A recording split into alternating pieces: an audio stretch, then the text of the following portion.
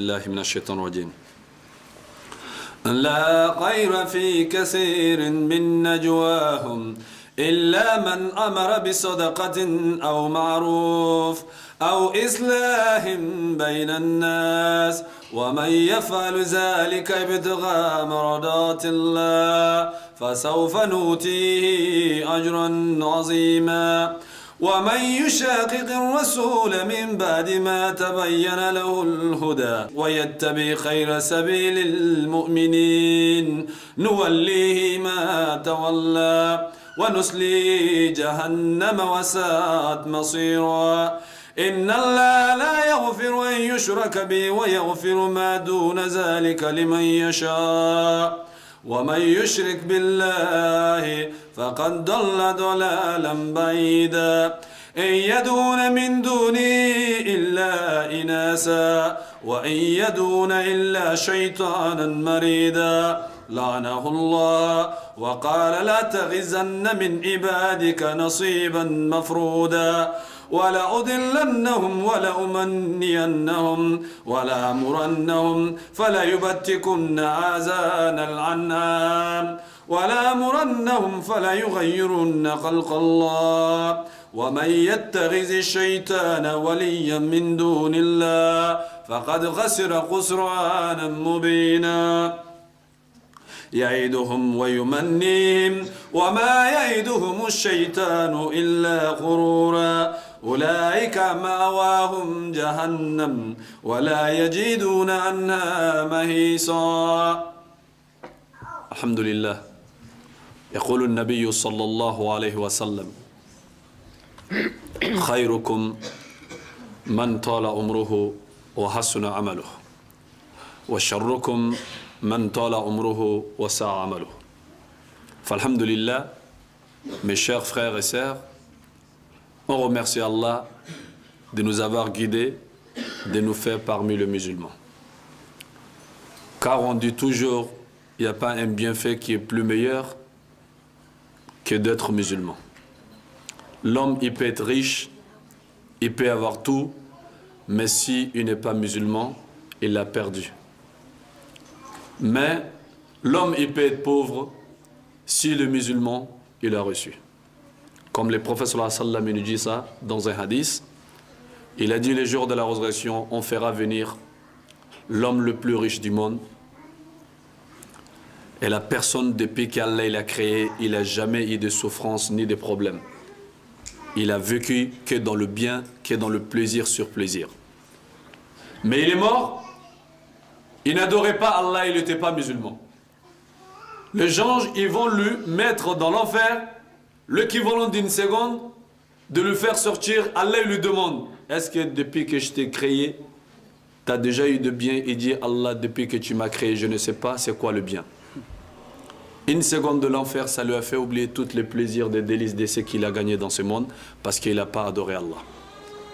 Ils vont faire venir le plus pauvre du monde, qu'il a vécu toute sa vie, que dans le problème, dans les souffrances, mais il a adoré Allah jusqu'à la mort. Ils vont le mettre dans le paradis, l'équivalent d'une seconde, de le faire sortir. Allah il lui demande, mon serviteur, est-ce que depuis que je t'ai créé, tu as déjà eu de mal? Il dit, Allah, depuis que tu m'as créé, je ne sais pas c'est quoi le mal. Une seconde de paradis, ça lui a fait oublier tous les problèmes. Donc là, d'être musulman, il n'y a pas plus meilleur. Donc, ces sujets, cette conférence, on parle de quoi? De l'associationnisme et l'égoïsme. C'est les deux choses sur lesquelles que la vie des Africains il tourne sur ces deux choses-là. Donc, on adore Allah, mais la plupart des gens, ils adorent Allah, mais en même temps, ils associent. Mais pour eux, ils ne savent pas que c'est quelque chose qui est très mauvais. L'associationnisme, il y a le plus grand, il y a le plus petit. Le plus grand, si l'homme meurt sur ça, même s'il fait la prière, qu'on va mettre sa tombe sur la Kaaba de la Mecque, il va partir en enfer.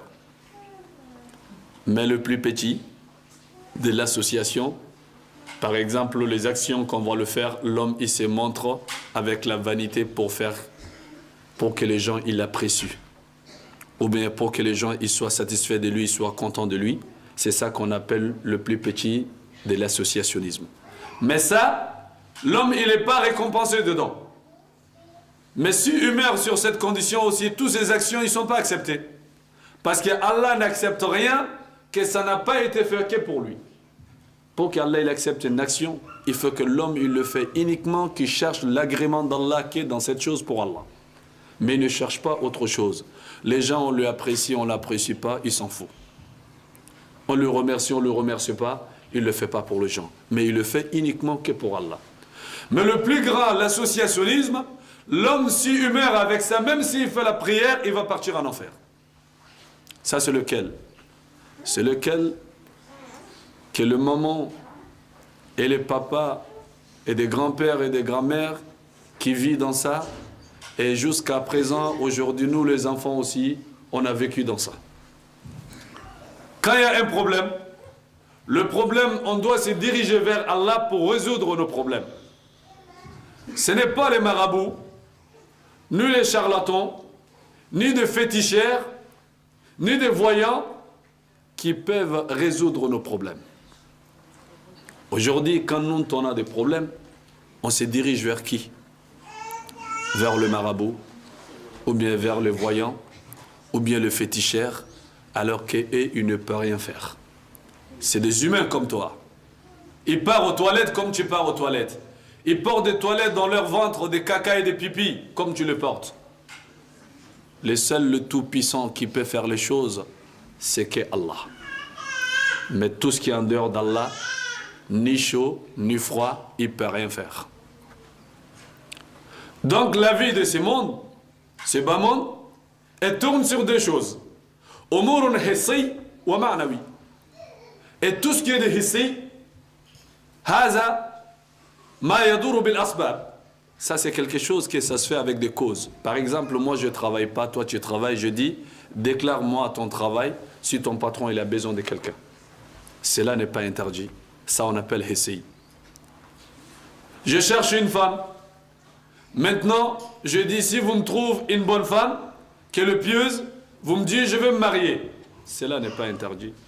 Je cherche un homme à me marier, et si vous trouvez quelqu'un de pieux, vous me le dites.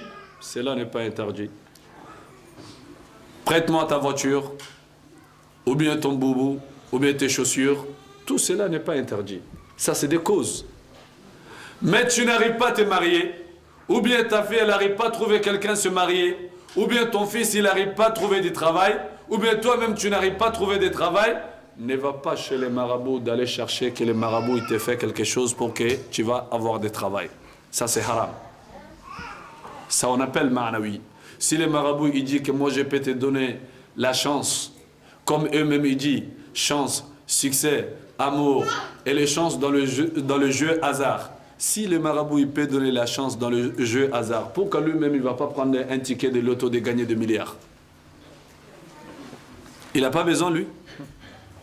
Toi tu vas venir de lui dire, et fais-moi un travail que mon patron il puisse me donner une voiture, lui-même il n'a pas de vélo, il n'aime pas les voitures lui aussi? Avant qu'il te fasse ça, pour que lui-même il ne le fait pas. Donc, un shirk, ça c'est quelque chose qu'Allah ne le pardonne pas si l'homme il meurt dessus. La seule chose qui peut qu'Allah il pardonne l'homme, s'il se repentit avant la mort. Le prophète sallallahu alayhi wa sallam l'a dit dans un hadith authentique de chez Muslim, il a dit celui qui vient voir un voyant ou bien un charlatan, donc c'est qu'il lui a dit qu'il le croit, il a dit pendant 40 jours Allah n'accepte pas sa prière. Pendant 40 jours. Tu n'as pas de travail. Demande à Allah qui te donne du travail. Lève-toi, tu fais la prière. Chaque chose, on demande à Allah. Comme le prophète sallallahu alayhi wa sallam, il a prié à Ibn Abbas, radiallahu anhu. Il a dit un jour, j'étais derrière le prophète d'Allah. Il m'a dit, Ya ghulam, inni u'allimuka kalimati. Il a dit, oh toi les garçons, je t'apprendrai des paroles. Ihfazillaha yahfazuk. Protège le lien qui est entre toi et Allah. Allah il te protège contre tout ce que tu n'aimes pas. Ihfazillaha tajidhu tujahak. et protège le lien, le recommandement d'Allah et des ordres d'Allah. Et les jours que tu as besoin d'Allah, et tu trouves Allah, il est là pour résoudre tes problèmes. Si tu demandes quelque chose, demande à Allah. وَإِذَا سَأَلَكَ أَنِّي إِبَادِي فَإِنِّي قَرِيبٌ أُجِيبُ الدَّعْوَةَ الدَّاعِ إِذَا دَعَانِ فَلْيَسْتَجِيبُوا لِي وَلْيُؤْمِنُوا بِي لَعَلَّهُمْ يَرْشُدُونَ. Donc, dans ce cas-là, وَإِذَا اسْتَعَنْتَ فَاسْتَعِنْ بِاللَّهِ. Si tu demandes l'aide, demande l'aide à Allah. Mais le prophète, il a dit quoi, Ibn Abbas? Il a dit wa'alam annama asabaka lam yakun li yukhtiak. Sache que tout ce qui t'est arrivé ne pouvait pas te rater. Wa ma akhta'aka lam yakun li yusibak. Tout ce qui t'a raté ne pouvait pas t'atteindre. Et dans un hadith, il a dit si le monde se regroupe pour te faire du mal, ils ne peuvent pas te faire du mal sauf le mal qui a été destiné chez Allah. Si ils veulent se regrouper de te faire des bonheurs aussi, ils ne peuvent pas sauf le bonheur qui ça a été écrit chez Allah. Mais la plume, le stylo a écrit, le feuille sèche. Dieu a créé le destin de chacun de nous avant la création de sept cieux, de cette terre. De 50 000 ans en avance, la terre et le ciel n'existaient pas. Maintenant, si on a des problèmes, ne se dirigez pas vers le marabout. Lui-même, il ne connaît pas là où le bonheur il se trouve. S'il savait, il va chercher le bonheur pour lui. Toi aussi, ne sois pas ignorant. Mais ça, c'est la chose que Dieu le déteste. Un homme parmi nous qui veut se marier avec une femme, qui associe un autre homme dans sa femme. Qui accepte ça? Personne n'accepte que tu associes un autre homme dans ta femme. Mais pourquoi nous, on associe des choses avec Allah dans ses créatures? La sorcellerie, que les gens ils le font, la plupart ça vient dans la famille. Soit l'oncle, soit la tante. Donc là, chez nous les Africains noirs et chez les Arabes, il y en a partout. Mais la sorcellerie, c'est faux, ce n'est pas la vérité. Mais quand on dit ça, les gens ils disent pourquoi vous dites que la sorcellerie c'est fausse et alors qu'on voit que ça touche aux gens. Non. Le prophète sallallahu alayhi wa sallam il a dit wa inna min al-bayan la sihra. Dans une bonne parole, l'explication, ça aussi on appelle la sorcellerie. La sorcellerie, ce n'est que d'illusion. Ce n'est pas de la vérité. C'est du mensonge. Mais c'est du mensonge que les marabouts, les charlatans et les chétans, ils travaillent ensemble. Je vais vous donner un exemple plus bref, qu'on arrive à comprendre c'est quoi la sorcellerie. Allah il nous dit dans le Coran, le moment que Moïse, alayhi salatu wassalam, il a rencontré les sorciers de Pharaon.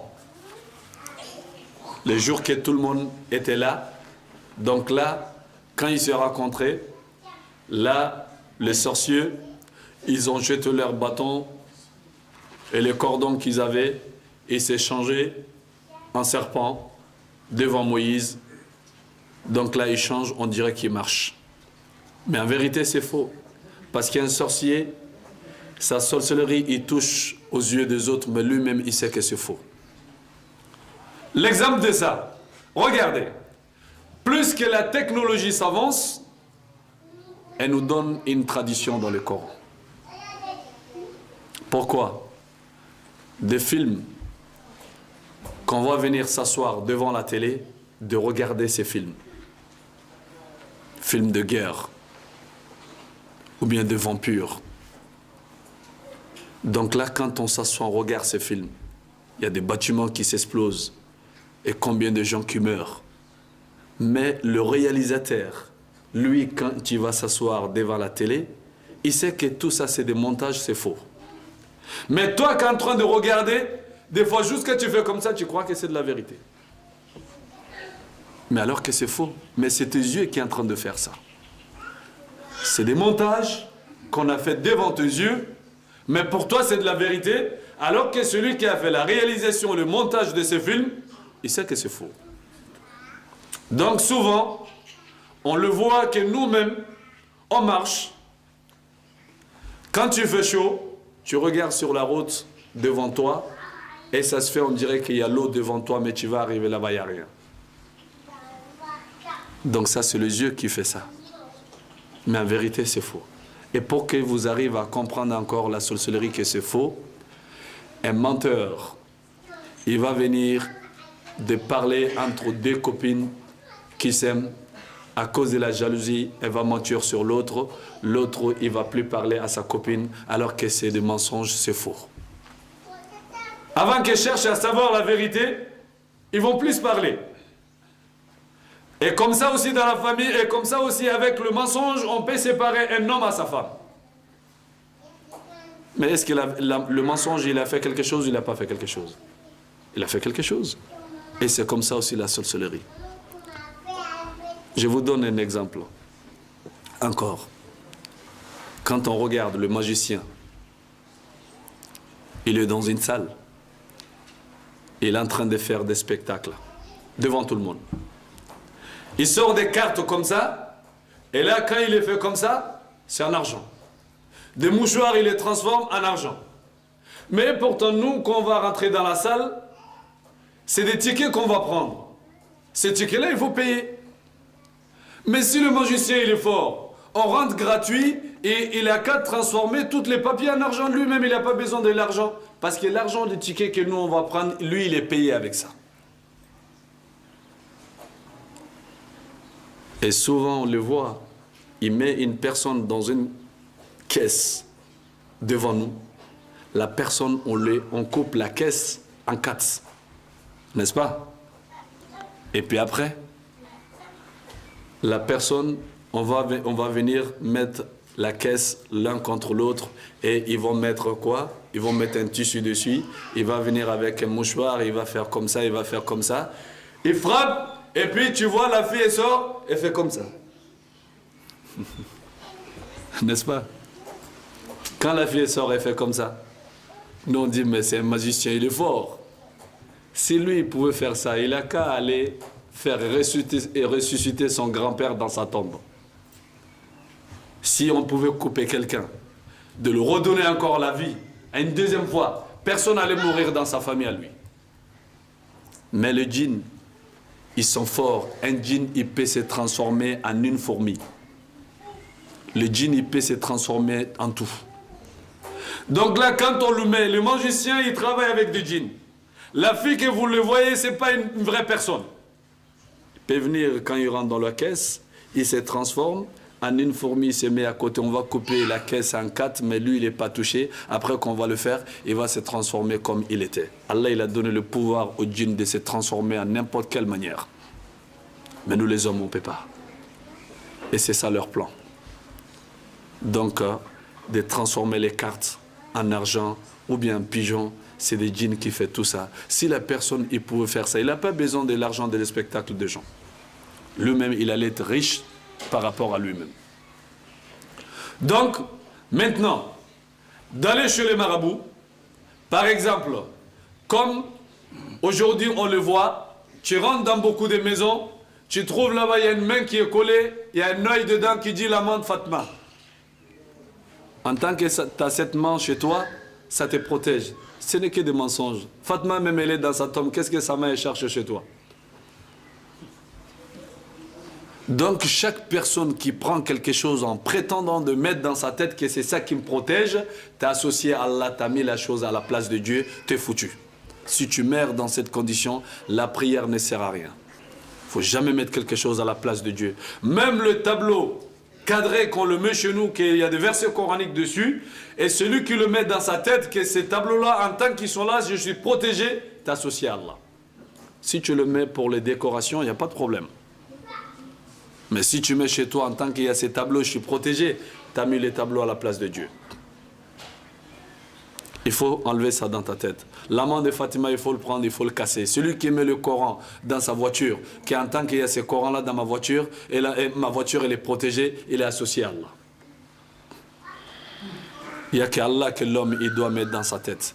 Ni un prophète, ni un ange, ni un messager, ni un marabout, ni un voyant, ni un charlatan peut te protéger. Celui qui peut te protéger, c'est Allah. Il n'y a que ça qu'il faut mettre dans sa tête. Si tu mets ça dans ta tête, là maintenant, tu as une bonne base. Mais si tu n'as pas ça, tu n'as rien. Donc maintenant, le man Fatima, il faut le jeter. Et là, souvent, et tu rentres dans des maisons, il y a le moment, ils vont aller chez les marabouts, de dire, fais-moi un gris-gris, je mets en dessous du coussin, ou bien le coussin de mon mari, pour que mon mari n'arrive pas à marier une deuxième femme qui reste qu'avec moi. Les femmes, elles font ça aussi. Ou bien, ils vont demander au marabout, fais-moi quelque chose, et pour que mon mari et il divorce ma co-épouse et que moi je reste avec lui. Tout ça c'est à cause de l'amour de dunya. Ton mari il va divorcer ta co-épouse. Maintenant, ta co-épouse elle va partir. Maintenant le mari quand il va mourir, toi tu vas où? Il meurt. Il vous laisse. Donc ça c'est des choses que l'homme il doit savoir. Tout ce qu'il le fait, que ça contredit la religion. Allah subhanahu wa ta'ala, celui qui meurt en faisant la sorcellerie contre les gens, il va partir dans l'enfer. Sauf celui qui le faisait, il est arrêté, il se repentit vers Allah. Là, il est tranquille. Mais si on le fait en faisant des choses qu'on n'a pas droit, et ça c'est des choses que ça nous conduit dans le feu. Ne va pas chez les marabouts. Alors, quand on a un problème, le prophète sallallahu alayhi wa sallam, il nous a jamais interdit de ne pas faire quelque chose s'il ne nous a pas donné la solution. Je vais me marier avec un homme, avec une femme.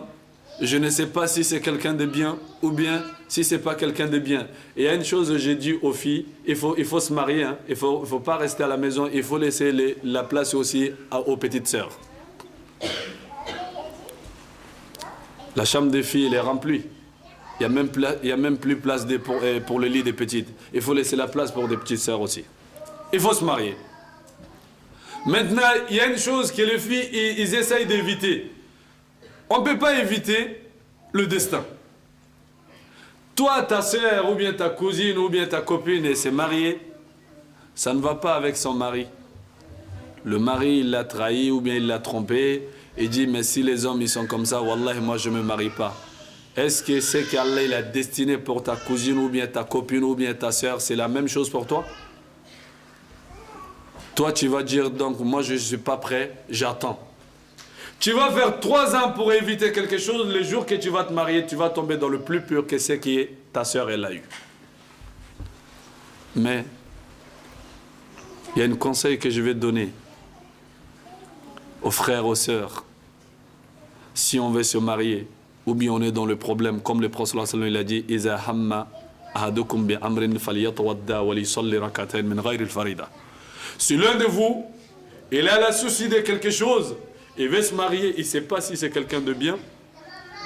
Maintenant, ou bien je vais voyager, je ne sais pas si le voyage est le bien pour moi ou bien le mauvais pour moi. Tu fais juste tes ablutions pour venir faire le derakat de la prière d'istikhara. La prière d'istikhara, tu vas faire ça. Si c'est un homme bien, le doigt il se trouve dans la citadelle du musulman. Et si tu ne sais pas lire, tu ne sais pas dire quelque chose, et pendant la prière ou bien après le salam, lève ta main et tu demandes à Allah subhanahu wa ta'ala, Allah je veux me marier avec telle personne, je ne sais pas si c'est quelqu'un de bien ou bien c'est pas quelqu'un de bien. Allah si c'est quelqu'un de bien, montre-moi un signe, et si c'est quelqu'un de mauvais, montre-moi un signe. Mais il y en a, ils croient que si tu fais la prière de consultation, il faut aller dormir pour voir quelque chose. Toi, tu fais toute la journée qui est à mentir. Quand toi, tu vas dormir, tu vas voir quoi? Que des sauterelles? C'est que des sauterelles que tu vas voir ou bien des moustiques qui volent. Toute la journée, toi, tu écoutes que la musique, tu fais que des mensonges. Quand toi, tu vas dormir, tu ne vas rien voir de bien. Mais quand tu fais la prière de consultation, que tu veux te marier envers quelqu'un et avec quelqu'un, ou bien tu veux rentrer dans quelque chose après la prière de consultation, si tu trouves une sérénité ou bien un apaisement du cœur, c'est qui veut dire que la chose elle est bonne pour toi, engage-toi. Mais si tu trouves que ton cœur, ta poitrine, elle est serrée, que tu n'es pas contente, ou bien tu n'es pas contente et angoissée, c'est qui veut dire que ne t'engage pas. Pour les hadiths, les prophètes lui a dit la vérité, c'est l'apaisement du cœur. Le mensonge, ce n'est que des hésitations. Donc, si tu dors, tu vois quelque chose, alhamdulillah, il y en a aussi quand ils font la prière de consultation, Allah il va leur montrer la chose claire. Ils vont voir. Les hommes, ils peuvent te trahir, mais Dieu ne trahit personne. Maintenant, fais la prière de consultation. Si Allah t'a montré que c'est bien, si tu as confiance en Allah, tu vas te marier. Si tu n'as pas confiance en Allah, tu vas pas te marier. Moi, je crois que l'homme, s'il n'a pas confiance en Allah, c'est à qui d'autre qui va avoir confiance? Maintenant. C'est à qui d'autre qui va avoir confiance? Maintenant, au lieu d'aller consultation des marabouts, 30 € ou bien 45 €, au lieu d'aller gaspiller, ça fait tes ablutions, tu vas faire 2 rakats, Allah va te montrer. Ne gaspille pas ton argent. Les 30 €, va le mettre dans la caisse de la mosquée ou bien envoie quelqu'un de la famille au bled. Il va faire doigt pour toi. Et donc là, fais essuyer l'arme d'un pauvre avec ces 30 €. Allah t'essuiera tes larmes. Fais du bonheur aux gens. Allah te fait du bonheur. Mais va pas gaspiller ton argent chez les marabouts en faisant des consultations. Il ne connaît rien. C'est un menteur.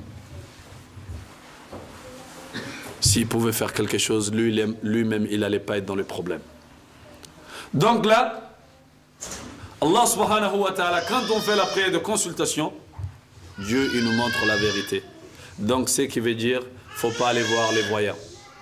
Donc, il ne faut pas aller voir les voyants, de ne pas faire des choses qu'on n'a pas le droit de le faire.